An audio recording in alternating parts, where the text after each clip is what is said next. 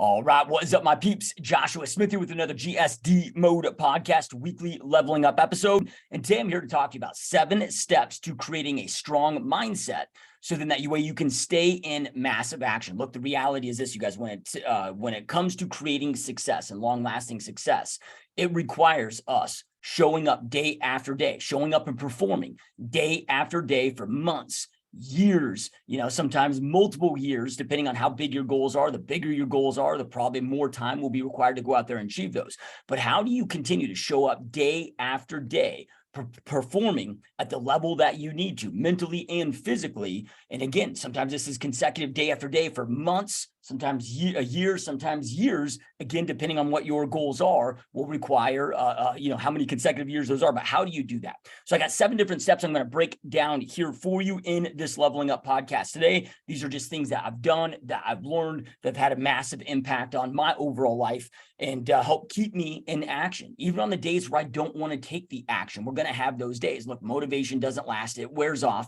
You're going to have days where you feel like doing the work. You're going to have days, sometimes even more days, that you don't feel like doing the work. Well, how do you get yourself then into that state so you can go out there and perform regardless of your emotional state? All right, so let's break down these different 7 steps. All right, so step number 1, and this is where it all begins, and this is where I believe that most people go wrong, is that they don't invest the time to do this step correctly. So it all begins with getting clarity on what it is that you want. And I know if you've been a long time listener to this podcast, you hear me talk about getting clarity all the time. I beat this thing to death. You might be getting sick of hearing this, but you need to hear it, right? It's so crucial. And this is where it all begins, is getting extreme clarity on what you want, why you want it, why it's important to you. If you do not have extreme clarity on your why you must go out there and create success. I'm not talking about, oh, it'd be nice to create this type of success, but what is the success that you must create? What are the things that you must do while you exist in this life that like it's a non-negotiable? Like you get disgusted of the thought of ending this life or leaving this life without making these things a reality. And that might be providing certain opportunities for your family, for your kids. It might be serving, certain ways in your community. It might be traveling to certain places. It might be a certain lifestyle. Look, we got one shot at this life, and you got to break down, what is it that you want? What is it? What are those things that you value most? What is most important to you? And it doesn't matter if others agree with that, not agree with it. It's your life. Who gives a shit what anybody else thinks? What is important to you? And the deeper that you can go with this, like I said, those things that you can identify that are non-negotiable, that you must, like, these aren't just, oh man, it would be so nice to be making $500,000 a year. No, like, you got to get to that point where it's a must. In life, we meet our must requirements. We meet our musts, not usually the nice to haves.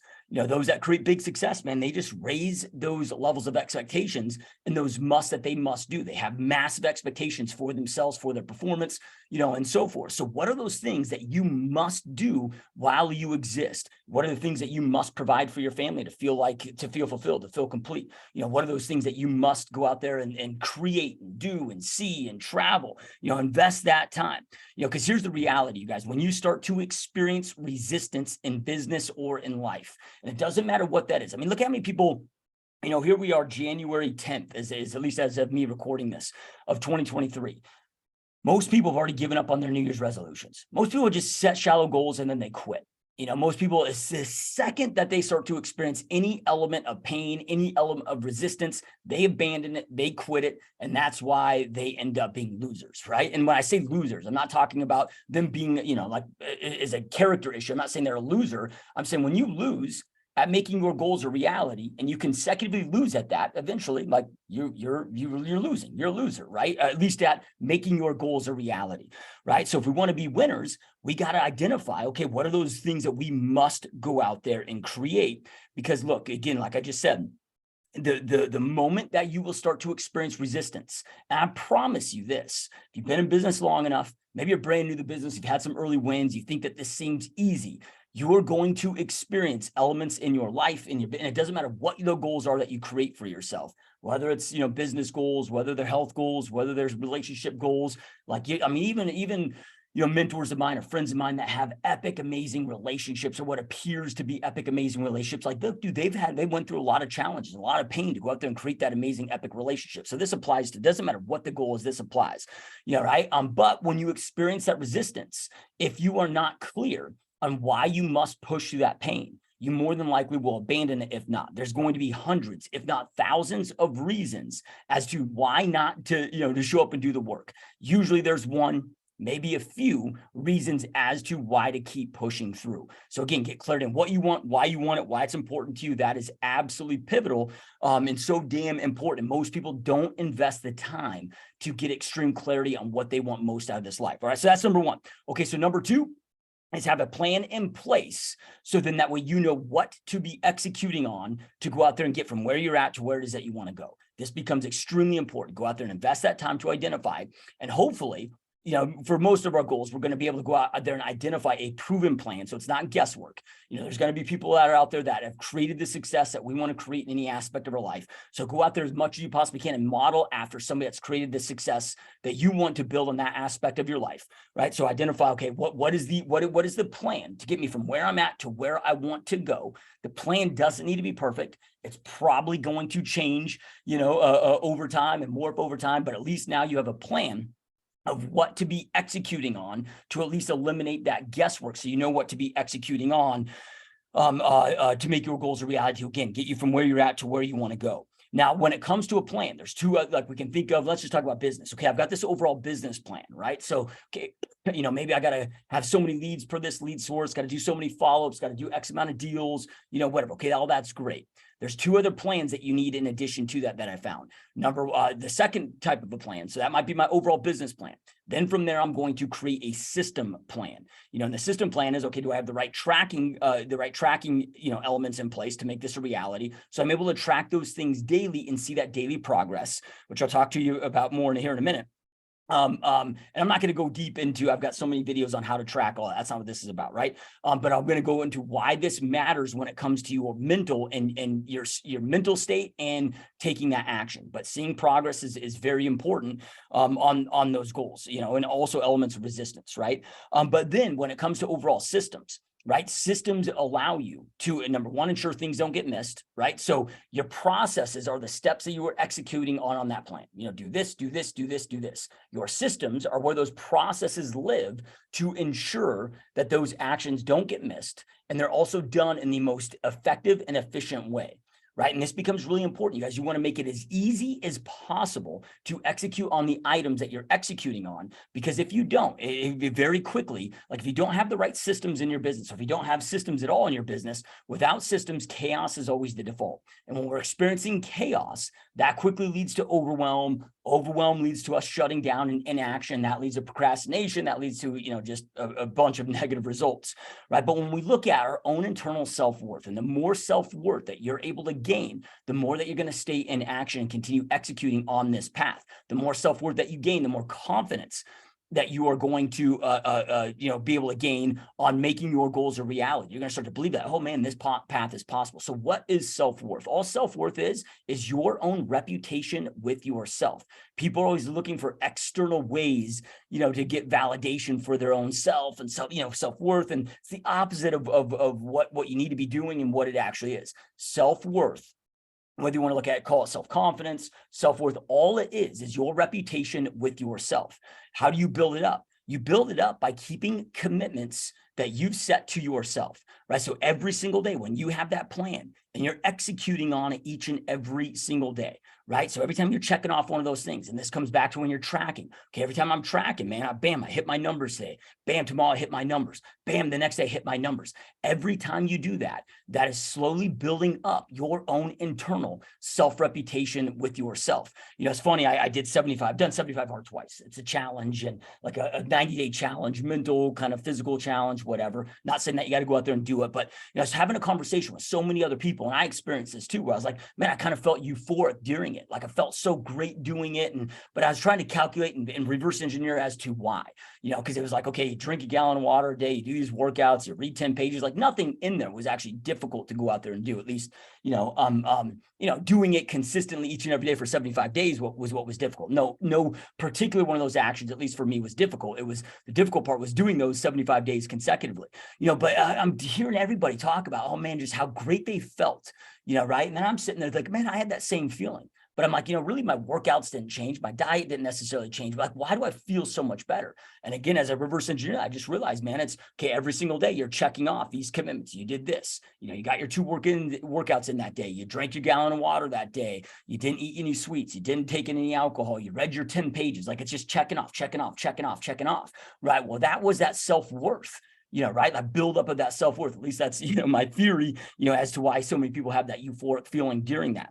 So this will also help build up that self-worth, which as you build up that self-worth, it's going to give you, that more mental power of belief that, okay, man, I'm going to make this a reality, man. Like you're going to get more and more sold on your goals, the more that you see that progress and build up that self-worth. All right. So then the third element of a plan is a habit plan.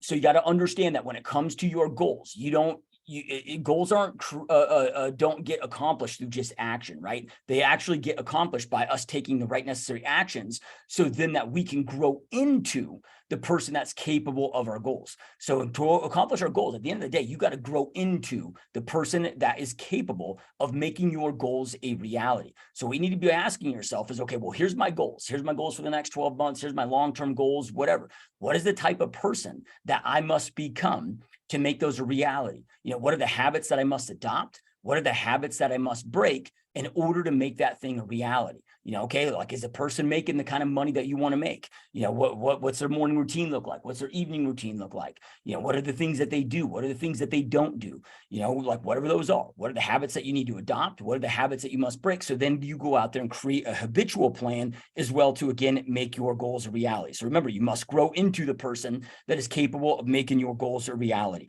Okay, so step number 3. Now we're going to get into more tactical daily things to go out there and do. Okay, so step number 3 is review your goals at a minimum twice every single day. So first thing what I do when I wake up every single morning is I review my goals. I don't jump onto social media. I don't jump onto my phone. I don't jump on, I'm not saying that I won't do that for the next thing, right? Well, I actually don't, but I'm not one that is like, oh, you can't check your phone in the morning. No, look, if that works for you, fine. But for me, first thing that I do when I wake up is I'm going to review my goals. The last thing I do before I go to bed is I review my goals. So then that way I'm keeping them front of mind, out of sight, out of mind, man. Law of diminishing intent exists. It's real. Keep this stuff front of mind. So then that way, like at night when I go to bed, I'm reviewing my goals and I try to get myself as I'm falling asleep to visualize my goals and manifesting on them. Hopefully I'm dreaming about them, right? So then when I wake up, then bam, I review my goals then to set the day. So then that just reminds me, every action I'm doing that day must be congruent with making my goals a reality, right? So start reviewing them twice every single day. Most people review their goals if they ever set goals, which most people don't. But those that do review their goals, like once a year, right? No, get in the habit of reviewing them twice every single day. Now, a bonus, piece of advice here is to create a vision board. So I know that a lot of people have resistance against vision boards. I used to as well until I had a mentor that forced me to do one, which I'm very glad that they did and that I listened to them. I used to be like, oh, dude, I'm not kindergarten. I'm not going to create some fucking art project. Like, this is lame, right? But then now I've seen the power in it. And we do them, as a business. I have all my teammates do it every year. And I see the power that it's created in so many people's lives inside my organization as well as my own. Now, my vision boards are split into 3 components, right? So the far left side, so I split into thirds. The far left side is going to be all my visual representations of my long-term goals. Those might be the big goals that are 5 years, 10 years, 20 years out. Right. The middle third is going to be image representation of things that I want to create within the next 12 months. So bam, that's on there. The far right third are going to be when I talked about the habit plan a moment ago, right? Those are the habits that I must adopt and or break. So if I need to give up, let's just say watching Netflix, maybe I'm watching too much TV and it's wasting 3 hours or 2 hours of my day, or maybe I need to cut out alcohol. Maybe I need to cut out this activity, right? Maybe I need to start reading more. Maybe I need to start doing other things, right? All visual representations that represent the habits that I need to drop, as well as the habits that I need to create. Then from there, with that vision board, what I recommend is wherever you work most of the time, whether it be your home office, or physical office, you're a building office, whatever it may be, wherever you work the majority of the time, right? Have that up right above your workspace. I have mine just kind of slightly to the left of my eye. So like I'm looking at my camera right now, I'm pointing at you right now, in my vision boards, just up above that to the left. So it's always in my visuals. So in addition to reading my goals every morning, reviewing my goals and reading my goals every night before I go to bed, then I'm sitting here and in my, I'm looking at it every time I walk in the office, every time I leave the office. It's always there. It's always in my kind of, peripherals or peripherals or however the hell you say that word. Sorry, I got a small vocabulary. It's always there. And then from there, every time I have to make a decision throughout the day, if it's a decision that I'm not extremely clear on, if it's a yes or a no to, I look at my vision board. I'm like, hey, is this thing that I'm being asked or pulled into, does it get me one step closer to accomplishing what's on my vision board? Yes or no? And if the answer is no, then it's a hell no, right? It's either a hell yes, it aligns. Got to get in that habit, I guess, if you will, of making sure that what you are doing, because there's no such thing as time management. There's 24 hours a day, 168 hours in a week. We can't control that. We all have the same amount of time that's available to us. Those that get more shit done, that are more productive, that are more proactive, they just have better choice management, right? So I'm looking at everything that I'm doing, throughout the day. I'm like, does it align with what's on my vision board? Yes or no? Is it getting me one step closer to accomplish that? If the answer is a no, then I got to say no to that thing. Okay. So then number 4, creating your environment so it's as easy as possible to win and as difficult as possible to lose, right? So this means a lot of different things. Environment is people. Environment is just your overall environmental setup. So if I have people in my world that are enablers, like if I got to go out there and I got to be working, or, okay, if I got to go out there and I'm adhering, one of my goals is to get in great shape and I'm adhering to a diet, but all my friends are like, oh, dude, you don't need to do that. Just come out, or like when I was, I haven't drank for a lot of years now, but when I was choosing to give up alcohol, if I had, friend groups or people that were like, oh, dude, just come on, just one drink, that weren't supporting my goals, right? That were enablers, right? That weren't supporters, but enablers. Like I got to, either eliminate those people from my life, or minimize, right? For me, I'm going to choose to eliminate them. Now, like when the drinking thing, like I don't give a shit if my friends have my same goals. Most of my friends still drink, I'm like, cool. We also go out with you guys. We can still go hang out. I'm like, I still went to a New Year's Eve party. I was still there, but I was out by 8, showed up at 6. I was gone by 8. None of my friends that were there pressured me to drink. We still had a good time. They party, maybe I partied till later, but I was out by 8 so I could be home in bed by 9, because I had to get up at 3 a.m. for New Year's Day to go out there and grind, right? So I'm going to, with people, I want to have people that either have similar goals, are also driven like me, or that support my goals and my lifestyles and that are enablers, even if their goals may be different, right? So I'm not one that is like, oh, everybody's got to, be driven in the same way that I am now. Look, I got a lot of close friends, family members, people that matter close to me, that don't have those same visions and goals that I have, but they're still cheerleaders for me. They're still supporters of me, right? Just like I am of them, right? But then from there, like your physical environment. So I'll give an example of one thing. Okay, like I wake up every single morning at 3 a.m. Now, I'm not naturally a 3 a.m. wake up person, right? I'm more like a 5 a.m. Like if I'm not setting an alarm clock or, vacation, whatever, normally we wake up about 5 a.m. So 3 a.m. is difficult for me. So, but what I found is if I set my alarm clock right next to my nightstand, dude, I'm too weak. I don't have the willpower. I'm too weak. Half the time I don't even fucking remember doing it, where I'll hit the snooze button or I'll turn my alarm off. Right. And then I'll go wake up. Then I'm like, oh man, to my wife, I'm like, man, my alarm didn't go off. She's like, no, dude, like you hit the snooze button 3 or 4 times. And eventually I hit you, to tell you to shut it off. Then you shut it off. And I'm a hard sleeper. I don't remember that stuff. Right. So for me, like I've just realized, okay, I'm too weak to have it on my night table. So then from there, okay, I get a big loud alarm and I set it way across my room on a different table, where then I got to physically get out of bed, run to that alarm to shut it off. Well, then now I'm awake. I'm already up. Right. So that's, examples of setting up my environment to, easy to win, hard to lose. So whatever it is, if you have distractions, whatever, set your environment up. It's like one of the reasons why I've always worked at a physical office, not from a home office. I have a home office, that I'll get work for fun done from, sometimes there, but 90% of the time I'm at my regular office. I show up every day. I'm at my regular office because I don't have the distractions of my dogs, my kids, I can be more focused and get more done in a less distraction-free environment. So set your environment up to win. Okay, so number 5, creating a morning and an evening routine. Now, I'm not going to sit here and tell you what routines to go out there and do and, whatever with this, but, just create routines that allow you to feed you the mental energy, physical energy, and so forth, to be able to operate at the best of your own self. I look at this of, okay, how many hours that you need to sleep? Let's just say it's 7 or 8 hours a night. So let's just say it's 7, right? Which is, and I'll just use that example because that's about what I get on a nightly basis. That's my goal anyways, to get 7 hours, right? So then that means then I have 17 hours to go out there and execute. That's my waking day between personal, business, whatever, right? My goal with my morning and evening routine is that way, then I can operate as the best version of myself, right? The most focused, the most energetic, and so forth version of myself, to go out there and accomplish as much as I possibly can during that 17-hour gap. So my evening routine only exists so I can get to bed on time, and get a good night's sleep, so I'm rested, so then I can accomplish my morning routine. That's the only reason my evening routine exists.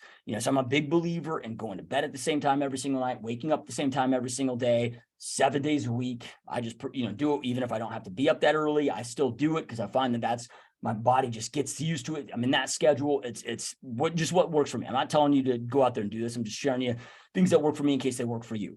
But I found certain things like, okay, 1 hour before I go to bed, I can't partake in any work. If I start working, if I try to work and then just go right to bed, I can't shut my mind down. So I have a hard rule of okay.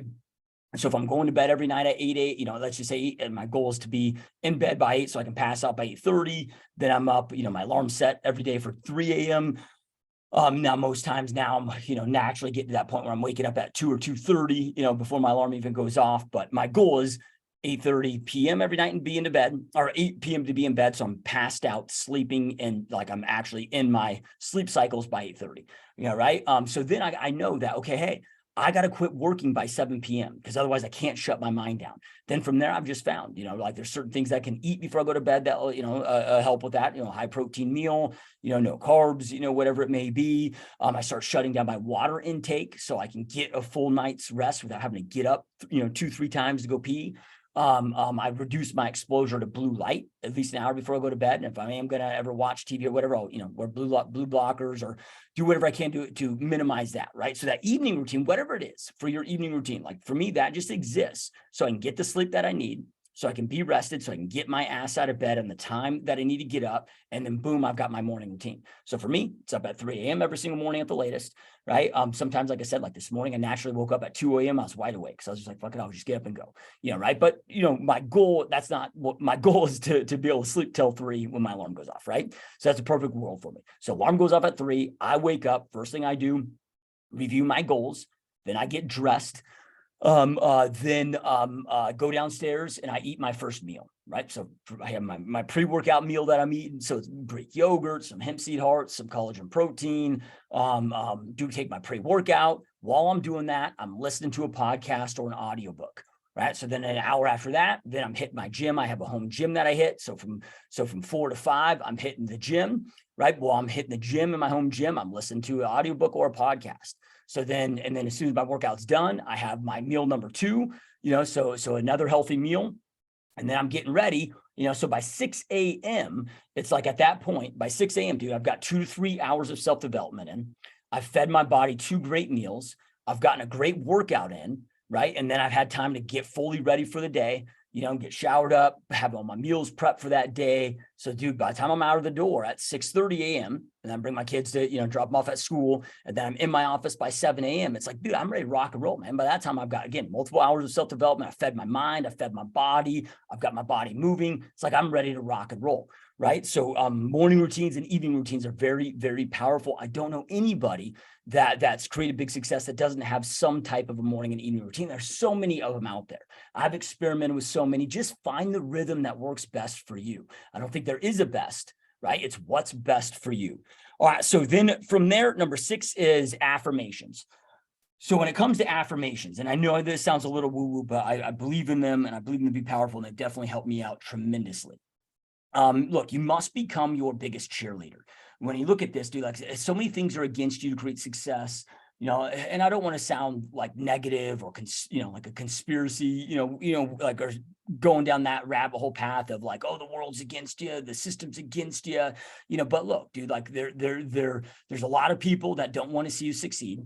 Right. And not even from negative standpoints, a lot of the closest people to you may not want to see you succeed, only not because they don't want to see you succeed, but it makes them feel lesser about themselves.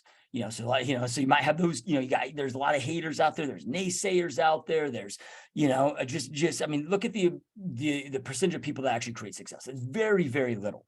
There's a lot of resistance out there. There's already going to be a lot of negative naysayers out there. There's, for whatever the reason may be, you got to learn to be your biggest cheerleader. You got to be your biggest fan mentally, right? Like if you got, so many things going against you, right? Like you can't have your mind against you. And affirmations are the way that I've found to go out there and combat that, to get my mind to become an ally, not an enemy, right? So with my affirmations and how I construct my affirmations is I look at, okay, well, who we talked about earlier with the habit plan, like who must I become to make my goals a reality? So when I'm looking at this, I'm like, dude, I need to be more driven, man. I need to be, I need to have more drive. I need to have more motivation. I need to have more inspiration. I need to be a better leader. Whatever it may be, so if we look at those, we got, drive, we got, inspiration, man, I need to be taking more action, right? Like whatever those things are that you're falling short on, that you need to be executing on, that you need to be adopting those habits on, those become my affirmations, right? So with those, that's me then saying, hey, like in my own mind, I am driven. I am a great leader. I am inspirational. I am, motivated, right? So it's just, turning those around and then turning those into I am statements. But I found, I learned this from Napoleon Hill, that you got to say them with conviction and power, right? So don't say them with self-doubt, say them like with conviction, even if you might have some internal doubt, say them, trick yourself, say them with conviction and power. So I'm not like, oh, I'm a leader, I'm inspired. No, it's, I am a leader, right? So, and I'm not one that's going to be yelling these out in public or whatever, but I'm just repeating them through my head. Anytime I start feeling down, anytime I start losing energy, anytime, whatever it may be, man, I'm just starting to shout these in my own head. Okay. So the last component is, this is a mental component here, but to focus on progress, not happiness. When you look at, so many people today are like, oh, do I just want to be happy? I deserve to be happy. First off, most people have no idea what would truly make them happy, right? They're thinking about happiness in the moment, right? We're kind of in this society state where it's like so many people just want to always be happy in the moment, always feel good. That's why, we see so many people, and I get it, and I used to be one too, where I substitute, for that immediate feeling of happiness with food. It's what led me to being morbidly obese and almost 300 pounds. I used to substitute that with alcohol, and all, other substances, with that. Happiness is one of the most shallow when we look at instant happiness, like happiness, how we feel in any given moment. It's one of the shallowest emotions that exists out there. And the reason why I say this is in order to create what you want most, and there's a big difference between happiness and fulfillment. Look, happiness can be bought with a case of beer or, bottle of wine or, a shitty meal or a shopping spree or things that, may not put us down the path that we want to go down. And I've just found then that in order to go out there and become, fulfilled, and when I say fulfilled means accomplishing the goals that you set for yourself, those must-haves, right? That allow us to be truly fulfilled. So like that truly, kind of fuel your soul, right? That make you, so we're looking at true happiness versus, shallow in the moment happiness. Look, you're going to have to do an insane amount of shit that makes you unhappy in the moment. So then that way you can go out there and experience true happiness or true fulfillment, however you want to coin that term there. So don't focus on happiness in the moment, focus on progress. The reality is the path to success is going to be mundane. It's going to be boring. It's going to be tedious. You're going to have to push through a lot of pain. You're going to have to go through a lot of temporary defeats. As the great Napoleon Hill says, the level of your success is going to be in a direct correlation with the amount of temporary defeats that you experience, meaning, temporary failures that you got to push through. Well, those are painful going through those. So it's like, okay, I have that understanding. Like I never focus on happiness. It's just progress, because I know that progress and achieving my goals is what makes me truly happy. I'm never focused on happiness in the moment. We got to perform regardless, right? Success is only reserved for those that are truly committed, not those that are interested. Most are just interested. Very few are committed. The difference between interested and committed is interested just do the work when it serves them, when it's convenient, when it's easy. Committed is you're going to get up and do the necessary work, whether you want to or not. you show up and do that regardless of your emotional state. You're not paying attention to your emotions. You know, you're not paying attention to, oh, I just want to sleep in. Oh man, I just want to do this. Oh, I just want to look, dude, like your mind will fuck with you all the time. And that's just that internal voice, you know, and I stole this from Rory Vaden and Take the Stairs, which is a great self-discipline book. He's like, that internal voice that's always talking to you. He's like, picture that as a doll sitting on your shoulder. And he calls it Mr. M for Mr. Mediocrity. He's like, that's just society, the domestication of society, just trying to keep you small, right? And it's, you're not the voice, dude. If you're the one talking, who the hell's listening? You're the one that's listening. Then it's your choice whether to listen to those things. When your alarm goes off, you're like, oh, I'm so tired. You know, like, I get it, man. It happens to me every day when I wake up. Every single day. I never want to get out of bed. I mean, some days, like today I woke up and I was like, bam, okay, let me just get up and go. I felt good, right? But that's like maybe 20, 30% of the time. Like 70, 80% of the time, I'm like, fuck, I don't want to get up. I don't want to go out there and do this. You know, I don't want to hit, you know, I don't want to be like right now, it's, you know, cold in the mornings and I work out in my, you know, home gym. I've converted one of my, you know, 2-car garages into, I got a 4-car garage. I converted half of it into a home gym, you know, so it's cold out there. I'm like, dude, I don't want to go out there and work out in this cold weather, you know, whatever. But after I get into, you know, second set, third set, now I'm getting into it. Now I'm enjoying it, you know, right? Same thing with work, whatever it may be, but don't focus on the happiness. Happiness is irrelevant when it comes, like, if you focus on now immediate happiness, you're never going to create that long-term success, right? Again, that's a shallow, instantaneous emotion. What you need to focus on is progress. You got to be willing to go out there and do that hard shit that nobody else is willing to do, that you must do to push through. But then, bam, you start accomplishing your goals. You start providing for your family, doing the things that you want to do. You have that body, you know, your dream body, you know, dream bank account, whatever it may be. That's going to create that fulfillment. You know, that's the big true payoff. That's the big true fulfillment, you know? So, you know, that's number 7. So don't focus on happiness, instead focus on progress. Anyway, I hope that you guys found this helpful. Keep crushing it, keep kicking ass, and I will see you next time. Peace.